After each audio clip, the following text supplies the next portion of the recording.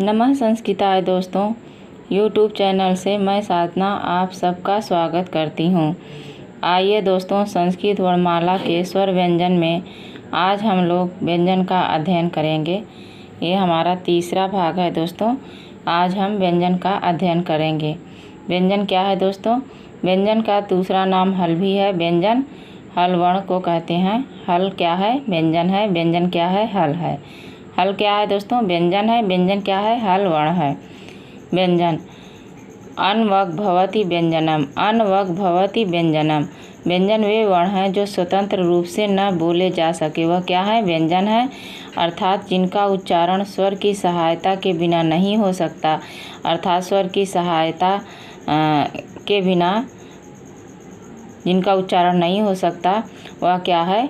व्यंजन है। व्यंजन क्या है दोस्तों? क में हलंत रहता है, अर्धमात्रिक व्यंजन है। इसमें जब अ हो जाता है तो अ का योग हो जाता है तो पूर्ण हो जाता है।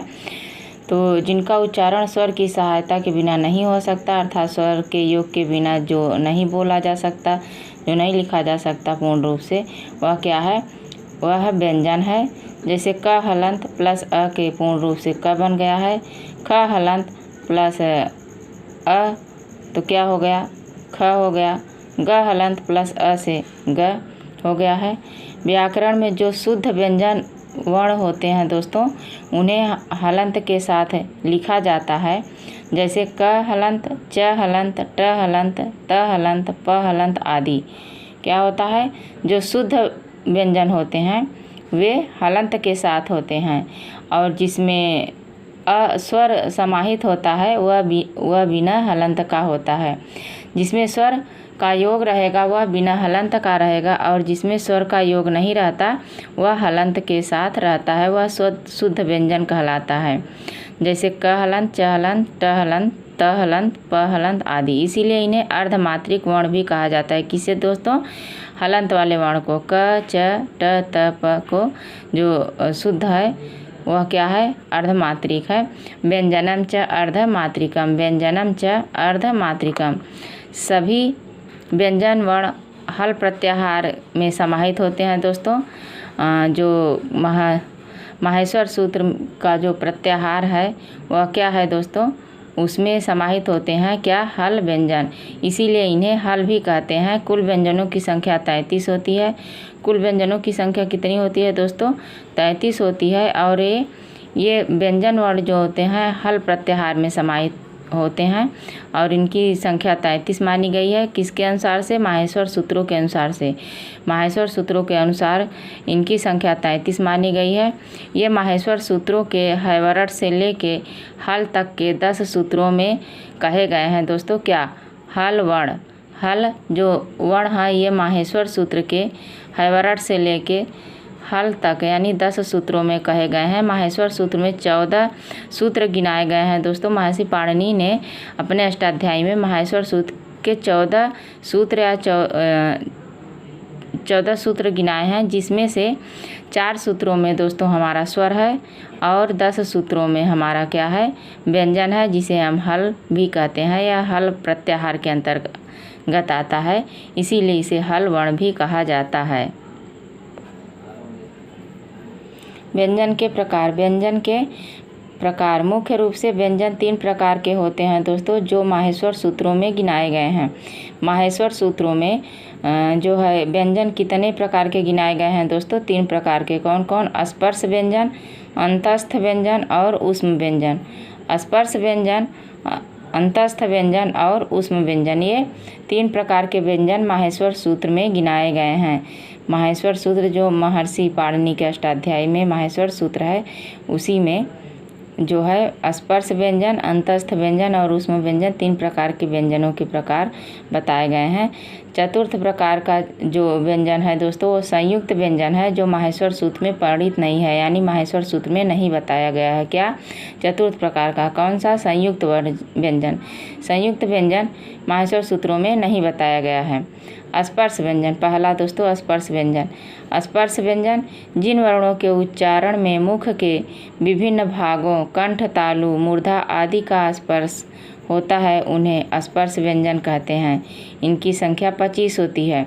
स्पर्श का मतलब क्या होता है दोस्तों? छूना। स्पर्श का अर्थ क्या होता है? छूना। अर्थात जिन वर्णों के उच्चारण में यानी बोलने में, उच्चारण का अर्थ बोलना, बोलने में मुख के विभिन्न अवयव अर्थात भागों जो कंठ, तालु, मूर्धा आदि का स्पर्श यानी छू कर होता है उन्हें स्पर्श यानी स्पर्श व्यंजन कहते हैं, जिनकी संख्या 25 मानी गई है दोस्तों। स्पर्श व्यंजन की संख्या 25 मानी गई है। क से लेकर म तक के वर्ण स्पर्श व्यंजन कहे गए हैं। क से लेकर म तक के वर्ण जो है स्पर्श व्यंजन है। ये कंठ, तालु, मूर्धा, दंत आदि स्थानों को स्पर्श करके यानी इन स्थानों को किन किन कंठ, तालु, मूर्धा, दंत आदि स्थान को छूने के बाद उच्चरित होते हैं अर्थात निकलते हैं, उन्हें हम क्या कहते हैं? स्पर्श व्यंजन कहते हैं। किसे दोस्तों? क से लेके म तक के जो वर्ण होते हैं वो स्पर्श व्यंजन है। ये कंठ, मुख के जो विभिन्न भाग है कंठ, तालु, मूर्धा, दंत आदि स्थानों को स्पर्श करने के बाद उच्चरित होते हैं, निकलते हैं, इसीलिए इन्हें स्पर्श व्यंजन कहा गया है। कादयो मावसानाः स्पर्शाः। कादयो मावसानाः स्पर्शाः यानी क से लेके म तक के वर्ण स्पर्श कहे गए हैं। क से लेके म तक के जो वर्ण होते हैं वो स्पर्श व्यंजन कहे गए हैं। क वर्ग यानी क, ख, ग, घ, अंग जो हलंत के साथ है दोस्तों। च वर्ग च, छ, ज, झ, ञ। ट वर्ग ट, ठ, ड, ढ, ण। त वर्ग त, थ, द, ध, न। प वर्ग प, फ, ब, भ, म। ये हमारे क्या हैं दोस्तों? 25 वर्ण हैं जो कादयो मावसानाः स्पर्शाः से हैं। क से लेके म तक के हैं, ये स्पर्श व्यंजन कहे गए हैं।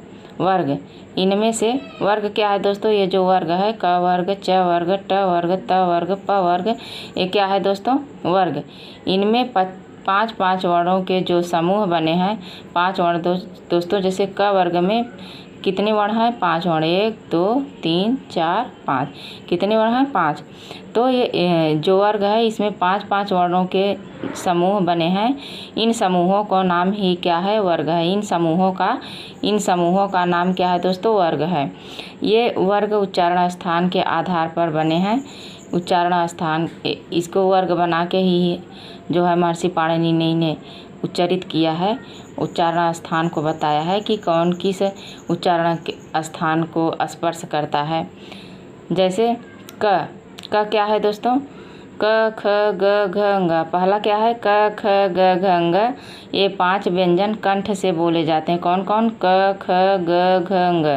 ये 5 दोस्तों कंठ से बोले जाते हैं। अतः इन सब का एक वर्ग बनाया गया है जिसका नाम रखा गया है क वर्ग। क, ख, ग, घ का एक वर्ग बनाया गया है और इन वर्ग का नाम क वर्ग रखा गया है, जिसमें क, ख, ग, घ, अंग ये 5 व्यंजन हैं जो कंठ से उच्चरित होने के कारण इन्हें कंठ वर्ण भी कहते हैं। क्या कहते हैं? कंठ से उच्चरित होने के कारण दोस्तों इन्हें कंठ वर्ण कहते हैं। इसी प्रकार दूसरा है दोस्तों च, छ, ज, झ, ञ।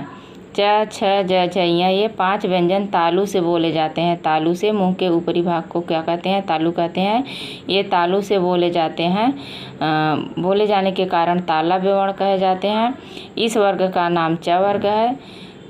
किसका दोस्तों? च, छ, ज, झ, ञ जो समूह है ये च वर्ग के वर्ग में आता है।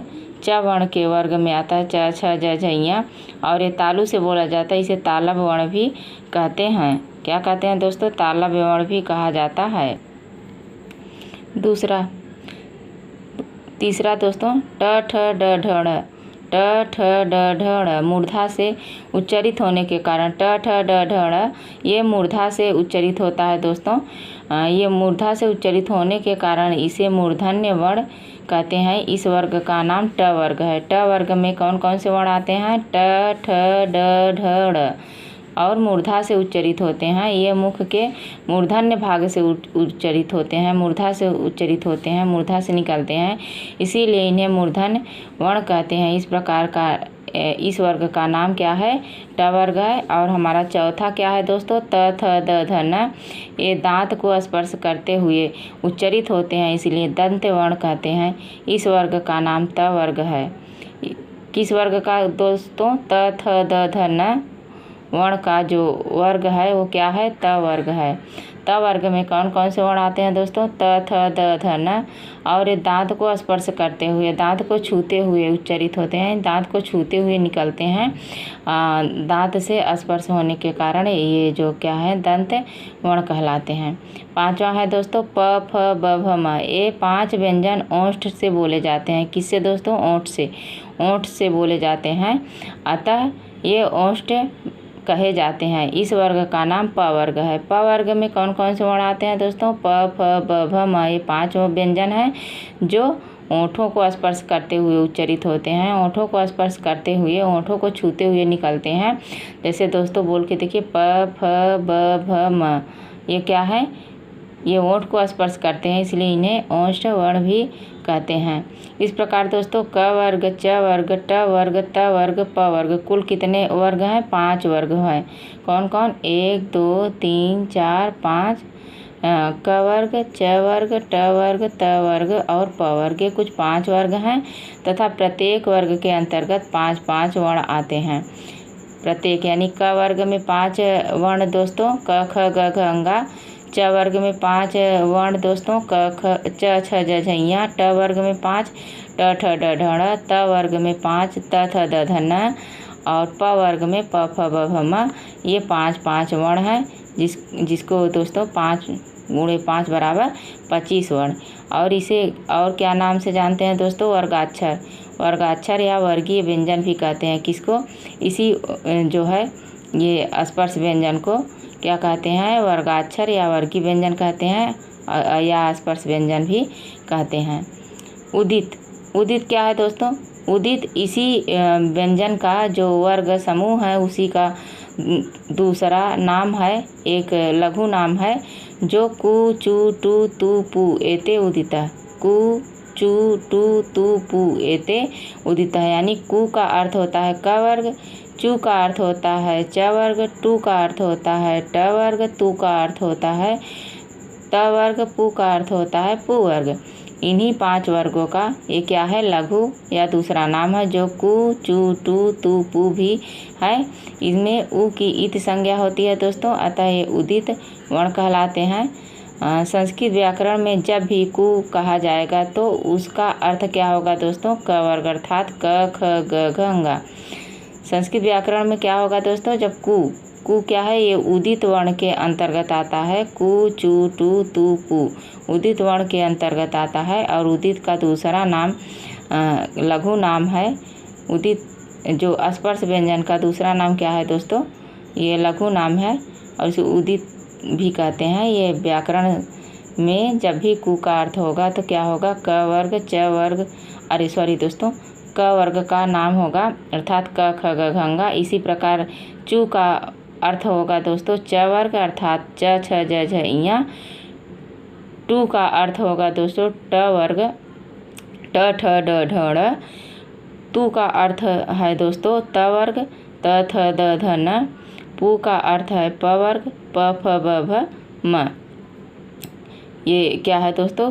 कु चू टू तू पू यानी क ख ग घ अंगा, च छ ज झ ञ, ट ठ ड ढ ण, त थ द ध न, प फ ब भ म। ये क्या है? कु चू टू टू पू का ये अर्थ होता है दोस्तों, जो वर्ग में बताया गया है। जैसे दोस्तों कु चू टू तू पू यानी क वर्ग, ट वर्ग, त वर्ग, प वर्ग, त वर्ग यानी क वर्ग, च वर्ग, ट वर्ग, त वर्ग, प वर्ग। ये क्या है? क ख ग घ अंगा, च छ ज झ ञ, ट ठ ड ढ ण, त थ द ध न, प फ ब भ म। ये उदित वर्ण है दोस्तों। स्पर्श व्यंजन भी इन्हें कहते हैं, उदित व्यंजन भी कहते हैं। स्पर्श व्यंजन का ही दूसरा नाम जो वर्गीय व्यंजन है उसी का दूसरा नाम उदित भी है। उसका दूसरा संक्षिप्त नाम लघु नाम अर्थात छोटा नाम ही उदित है। जैसे दोस्तों है कुहोश्च, कुहोश्चूह, कुहोश्चूह सूत्र से कु का अर्थ क वर्ग है और चू का अर्थ च वर्ग है। क वर्ग में क ख ग अंगा और च वर्ग में च छ ज झ ञ है। उसी प्रकार दूसरा सूत्र है दोस्तों चुटू। चुटू सूत्र में चू का अर्थ च वर्ग और टू का अर्थ ट वर्ग है। चुटु सूत्र में च का अर्थ है चू का अर्थ है च वर्ग और टू का अर्थ है ट वर्ग है, यानी च वर्ग में च छ ज झ ञ, ट वर्ग में ट ठ ड ढ ड़। आज बस यहीं तक दोस्तों, धन्यवाद। नमः संस्कृताय। दोस्तों जो भी इसमें जो कमियां होंगी उसे कमेंट बॉक्स में बताइएगा दोस्तों, और हमें सुझाव दीजिएगा ताकि हम अपने इस अध्ययन में थोड़ा सा सुधार भी ला सकें। धन्यवाद दोस्तों। नमः संस्कृताय।